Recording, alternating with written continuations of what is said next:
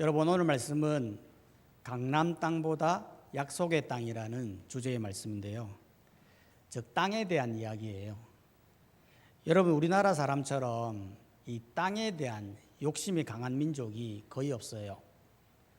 아무래도 우리나라는 국토가 좁고 인구 밀도가 높다 보니까 이 땅에 대한 집착이 굉장히 강한 것 같아요. 실제로 이번에도 보니까요, 서울 쪽에서 특히 강남을 중심으로 아파트 가격이 막 튀니까요, 하루아침에 막 수천만 원씩, 수억씩 막 올라가는 거예요. 어느 지역은 한 달 사이에 40%씩 막 올라가 버리는 겁니다. 그러니까 정부에서 이거 안 되겠다 싶어서 아무 예고도 없이 하루아침에 부동산 정책을 내버리니까요, 순식간에 가격이 떨어지는데 또 하루에 수천만 원씩, 수억씩 떨어지는 거예요. 그러니 사람들이 온통 이 부동산에 대한 관심이 많은 거예요. 왜냐하면 솔직히 노동을 해서는 1억 벌기가 쉽지 않지 않습니까? 그런데 대출받아 전세 끼고 갭 투자하면 그냥 수억씩 버니까 그거 하려고 연끌하고 주택담보대출 받고 로또 청약하고 온갖 수단 방법을 다 동원해서 그렇게 하더라는 겁니다. 그러다 보니 한국은 현재 이 가계 부채만 하더라도 2100조가 넘거든요. 그 부채의 절반이 주택담보대출, 즉 집을 사기 위해 대출을 받으라는 겁니다. 이러니 청년들은 아예 집 사는 걸 포기했어요. 결혼도 포기하고 출산도 포기하고 부동산에 대한 이 집착이 나라를, 가정을, 미래를 무너지게 하는 세상을 살게 하더라는 것입니다. 이럴 때 그리스도인들은 이 땅에 대해 어떤 생각을 가져야 될까요? 하나님은 이 땅에 대해 어떤 생각을 가지고 계실까요? 오늘 말씀을 통해서 이 땅에 대한 성경적 바른 가치관을 배우는 시간이 되기를 바랍니다. 먼저 이 오늘 말씀은 이스라엘이 가나안 땅을 정복하고 그 땅을 분배하는 내용들이 기록하고 있는데요, 그게 여호수아 13장부터 21장까지 기록되어 있는 거예요. 솔직히 내용은 별다른 내용이 없어요. 그냥 12지파가 땅을 분배받는 내용이거든요.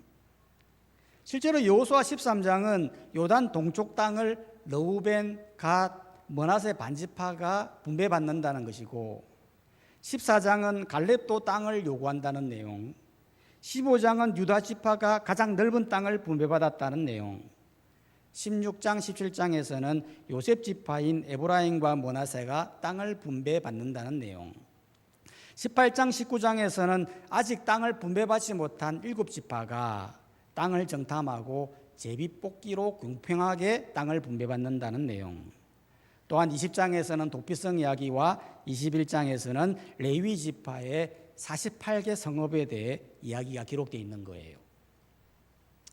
그런데 아주 단순한 이 이야기가 무려 13장에서 21장까지 무려 9장에 걸쳐서 아주 상세하게 기록하고 있다는 겁니다. 이건 도대체 뭘 의미하는 거죠? 하나님도 부동산에 대해 관심이 많으셔서 이걸 상세하게 기록했습니까? 아니죠. 왜냐하면 하나님은 이 땅의 모든 주인이지 않습니까? 가나안 땅만 관심 있는 분이 아니라는 거예요. 그런데 왜 하나님은 이 가나안 땅에 대해 왜 이렇게 집중하시느냐 하면, 그거는 이 땅에 대한 의미를 이스라엘 백성뿐만 아니라 오늘날 우리 그리스도인들에게도 교훈하기 위함이에요. 이 땅에 대한 어떤 가르침이냐 하면 총 3가지인데, 첫 번째는 땅은 본래 하나님의 소유이고 그 땅을 하나님이 주시는 거라는 겁니다. 실제로 오늘 본문 여호수아 21장 43절은 말하지 않습니까? 여호와께서 이스라엘의 조상들에게 맹세하사 주리라 하신 온 땅을 이와 같이 이스라엘에게 다 주셨으므로 그들이 그것을 차지하여 거기에 거주하였으니. 땅을 누가 주었다고 말하고 있습니까? 하나님께서 약속한 그 땅을 다 주셨다, 그렇게 말하고 있는 거예요. 시편 24편 1절도 마찬가지거든요. 땅이 거기에 충만한 것과 세계와 그 가운데 사는 자들은 다 여호와의 것이로다. 땅도 사람도 온 세계도 바로 하나님의 것임을 선포하고 있다는 것입니다. 바로 이것이 그리스도인들이 가져야 할 땅에 대한 자세라는 거예요. 우리는 보통 땅, 재산, 집 이런 걸 얘기를 할 때 보통 등기부등본에 누구의 이름이 올라가 있느냐에 따라 주인을 가리지 않습니까? 하지만 이건 우리가 이 땅에서 하나님께 잠시 위임받았을 뿐이고 실제 땅의 주인은 하나님이라는 것을 우리가 기억해야 한다는 겁니다. 마치 이런 거예요. 어떤 아이가 이사를 해서 자기 방을 생기게 된 거예요. 그러니까 아이가 너무 좋아서 내 방 생겼다 라면서 기뻐하는 거죠. 그러다가 나중에 화가 나면 아무도 못 들어오게 문도 잠그고 하지 않습니까? 그래서 그 방을 들어가려고 하면 막 화를 내죠. 왜 내 방에 들어오느냐고 막 따지는 거예요. 부모 입장에서 보면 이게 어이없지 않습니까? 왜냐하면 부모가 너의 방이다 라고 준 건 맞지만 그거는 잠시 위임한 것에 불과한 거거든요. 실제로 자기 방이 아닌 거예요. 그렇기 때문에 자녀는 부모가 내게 방을 준 건 맞지만 잠시 위임한 것에 불과하다라는 것을 알고 늘 부모에게 감사하며 방을 써야 한다는 거예요. 이 이스라엘의 이 토지법도 마찬가지거든요. 여러분, 하나님께서 이스라엘에게 땅을 주시지 않았습니까? 그러면서 이스라엘에게 아주 독특한 토지법을 주셨어요. 그 토지법이 뭐였냐면 땅을 주시면서도 그 땅을 팔지 못하도록 율법으로 지정해 놓았다는 거예요. 즉 같은 지파끼리는 팔 수 있어요. 하지만 다른 지파끼리는 못 팔도록 율법에 딱 지정해 놓은 거예요. 실제로 잠언 22장 8절에 보면요, 내 선조가 세운 옛 지게석을 옮기지 말라, 그렇게 말하고 있어요. 여기에서 지게석이라고 하는 것은 내 땅과 남의 땅을 구분하도록 하는 그 경계선을 돌로 세워놨다는 거예요. 그런데 이걸 옮기지 말라고 하는 것은 서로 매매하지 말아라, 그 말이에요. 이거를 율법으로 명시해 놓았기 때문에 실제로 아무도 팔 수가 없었어요. 심지어 왕도 이걸 못했어요. 실제로 열왕기상에 보면 아합 왕이라는 사람이 나오는데요, 이 사람이 갑자기 채소를 심고 싶었어요. 그래서 보니까 궁정 앞에 좋은 땅이 있는데 그 땅이 누구 땅이냐면 나봇의 포도원이었거든요. 그래서 나봇에게 그 땅 나에게 팔아라, 아니면 내가 그 땅보다 더 좋은 땅을 줄게 라고 했는데 나봇이 말을 하는 거예요. 조상들이 준 땅을 팔 수 없습니다 라고 했더니 아합이 그것 때문에 덜어누워요. 밥도 안 먹어요. 그래서 아내인 이세벨이 모함을 해가지고 기어이 나봇을 죽이고 그 땅을 빼앗거든요. 왜 못 팔도록 한 거예요? 땅의 주인이 누구인가를 알려주기 위함이에요. 그 땅은 애초에 하나님이 주신 땅이다, 하나님이 주인이시다라는 것을 강조하기 위해 못 팔도록 한 거예요. 그렇기 때문에 우리도 마찬가지라는 거예요. 여러분, 이 땅은요 내게 아니에요. 단지 우리 이름이 올려져서 잠시 위임받은 것에 불과한 거지 그것을 내 거라고 생각하면 안 된다는 거예요. 모든 것이 다 하나님의 것인 줄 알고 항상 겸손함으로 살아야 된다는 거예요. 실제로 하나님께서 이 땅을 창조하시고 우리에게 주셨기 때문에 우리가 그 땅을 가지고 활용하는 거 아니겠습니까? 땅뿐만 아니에요. 내가 가지고 있는 재산, 환경, 이 모든 것이 하나님의 것임을 알고 늘 감사함으로 겸손함으로 나눔과 섬김으로 삶을 살아가야 한다는 거예요. 두 번째로 이 땅을 통해 우리에게 뭘 교훈하고자 하느냐면 땅은 사명의 장소다는 겁니다. 이게 무슨 말이냐면 여러분, 하나님께서 이스라엘에게 매매하지 못하도록 토지법을 제정하지 않았습니까? 그렇게 하신 이유는 하나님이 땅의 주인이다라는 것을 선포함과 동시에 그 사회의 질서와 공의와 정의를 바로잡기 위함이었어요. 무슨 말이냐면 여러분, 실제로 하나님께서 지파별로 서로 땅을 못 팔게 했는데 만약 팔게 했다면 어떻게 되었을까요? 만약 팔게 했다면 빈익빈 부익부가 드러나게 되는 거예요. 즉 가난한 사람은 가난해지고 부한 사람은 계속 부유해진다라는 말이죠. 실제로 서로 매매하다 보면요, 힘 있는 사람이 반드시 나오게 되거든요. 그러면 힘 있는 사람은 계속해서 땅을 차지하게 될 거예요. 그래서 그 땅을 가지고 임대를 놓게 될 것이고, 힘이 없는 자들은 그 땅을 사기 위해 대출을 받고 이자를 갚으면서 급기야는 파산하게 되어 사회의 모든 정의가 무너진다는 거예요. 실제로 이 땅의 부동산의 문제가 무엇입니까? 양극화거든요. 있는 사람은 계속해서 있게 되어 부자가 되고, 없는 사람은 계속 없게 되어 가난함이 대물림되면서 일을 쓸 수가 없게 되는 상황까지 가게 된다는 거예요. 그렇기 때문에 하나님은 지파끼리는 매매를 못해도 지파 안에서는 매매하도록 했어요. 실제로 민수기에 보면 슬로보앗의 딸들이 있거든요. 이 딸들이 하나님께 땅을 부여받았는데요. 그런데 문제는 나중에 슬로보앗 집안에 아들이 다 죽게 돼요.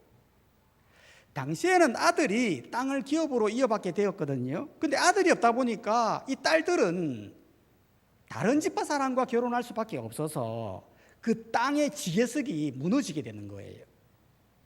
그러니까 그 땅을 이어받기 위해서 같은 지파 남자끼리 결혼하도록 허락하게 하신 거예요. 무슨 말이에요? 사회의 질서와 공의를 세우기 위해 그렇게 했다는 거죠. 휘년제도도 마찬가지였어요. 여러분, 하나님은 같은 지파끼리 매매를 하다 보면 나중에 빈익빈 부익부가 나오지 않습니까? 결국에는 사회 질서가 무너질 수 있으니 이걸 방지하기 위해서 휘년제도, 즉 50년째가 되어지면 그 모든 땅이 본래 소유주에게, 하나님이 주셨던 그 본래 소유주에게 돌아가도록 했다는 겁니다. 실제로 사람이라는 게 노력한다고 해서 다 되는 게 아니지 않습니까? 어떤 사람은요, 열심히 노력을 했어요. 그런데 한순간에 빚을 지는 사람도 있어요. 운이 안 좋아서, 때가 안 맞아서 한순간에 망할 수 있거든요. 그러면 망했다고 평생 가난이 대물림된다면 사회 질서와 공의가 언제든지 무너질 수 있는 거예요. 그러니까 하나님은 사회의 질서와 공의와 정의를 바로 세우기 위해 이 희년 제도를 두게 한 것입니다. 이것은 무엇을 말하는 거예요?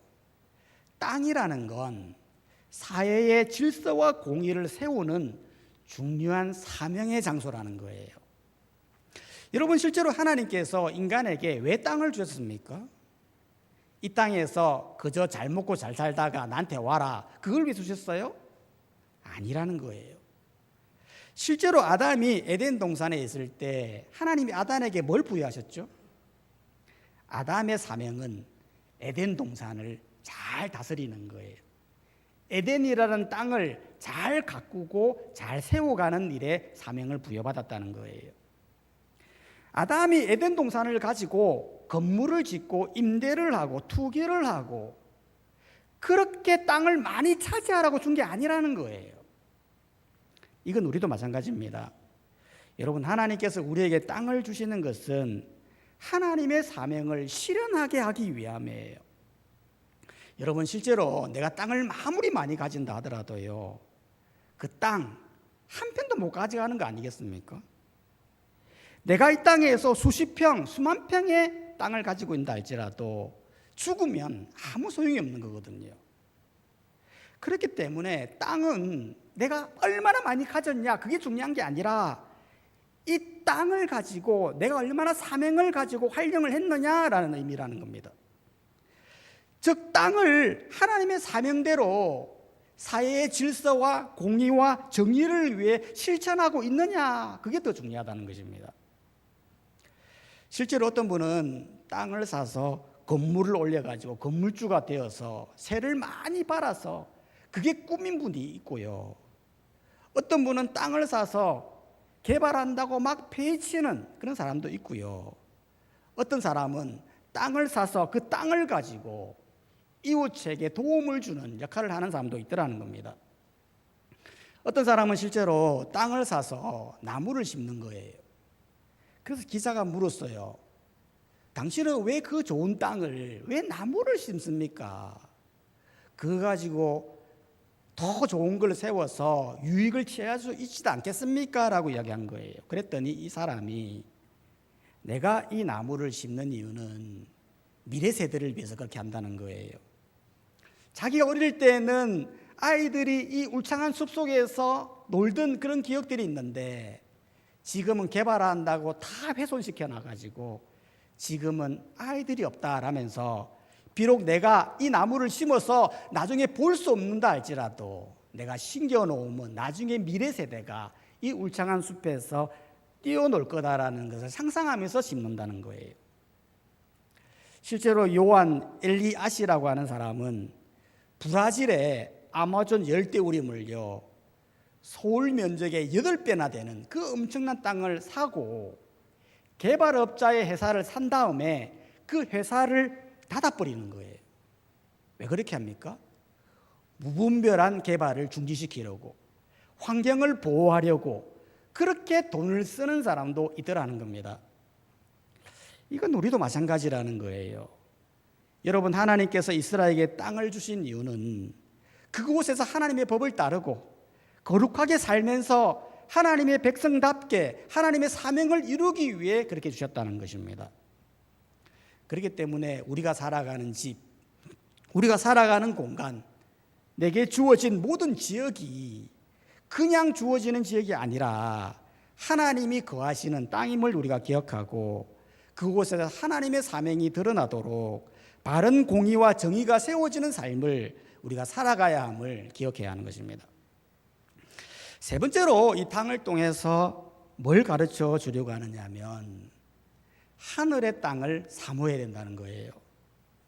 여러분, 이게 무슨 말이냐면 여러분 여호수아 13장 1절에 보면요 이런 말이 있어요.